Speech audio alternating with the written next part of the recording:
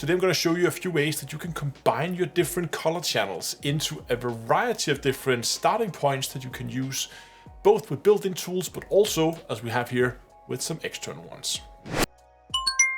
We are going to start by just getting some stacked, unstretched data in here. So here I have, I think this is the elephant's trunk nebula, if I recall correctly. And these images are stacked right now. These are my masters of each channel, but as you can see, they've not been stretched, and they're still just in their monochrome state. And there are multiple ways in PixInsight that we can go ahead and we can stack these colors. We could do it like the old-fashioned way, the most like manual way, and that would be to go out into our processes and find the color channel combination. There it is. Oh, where to go? There it is. Channel combination. Now, the idea with this channel combination is that you simply just select your frames. The problem is, you can see here, my frames have some quite long names. So I actually suggest, recommend what you do before you begin doing any combination is to rename your frames to something more easy to read. So you just double click it, or just call this one for H. Let's call this one for S. And this one should then be the oxygen. It is good. Right, now it's a little bit easier. What we can now do here is we can simply just take each of our channels and just select what color it goes into. So if, let's say we want to do the classic Hubble palette, right? That is a SHO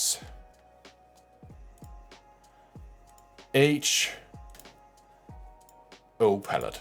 We simply just select those and we click apply. And whoop-de-whoop, we got a new frame. And if we go ahead and put a quick auto stretch on that, there you go. We now have the base for our Hubble palette. This is where it's going to start, at least. This is a good starting point. We can definitely see there's some color. Should probably run a gradient neutralization on the background, because you can see it's red here and more green here. So there's something with the colors of the background. And then we could fix that. We should probably have done that earlier in our workflow.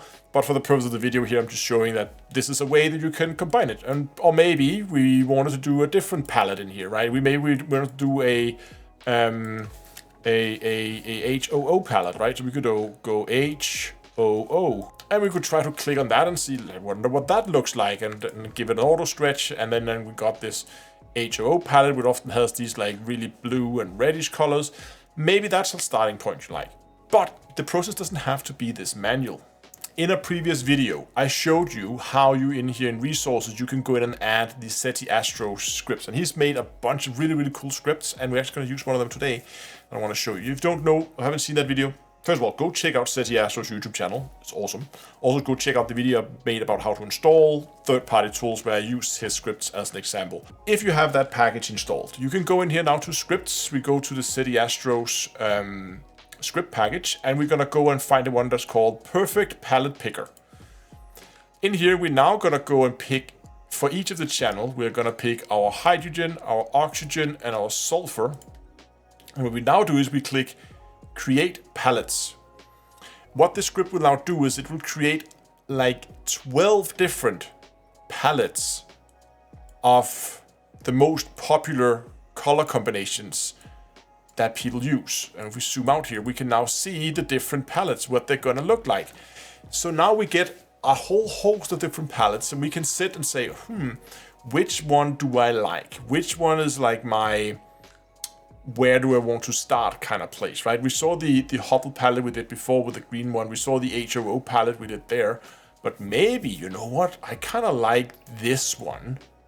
That's kind of cool. So we can click that, and look at that.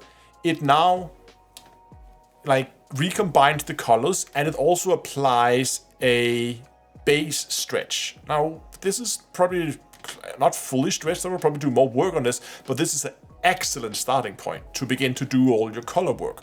As this is stretched, as you can see, if I apply an auto stretch, it overcooks it a bit, but this is a really, really good starting point to begin working. And it was simply just pick your channels, pick the starting point you like, and go.